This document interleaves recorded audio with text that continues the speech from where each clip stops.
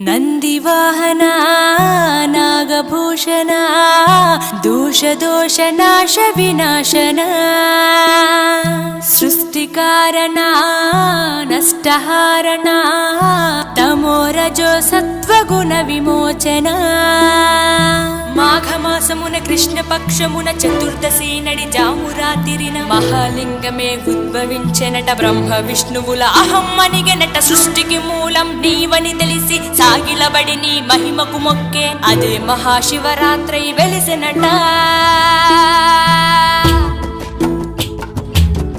అరే ఓ జంగమా విభూతి లింగమా, పక్కన పార్వతమ్మ తలపై గంగ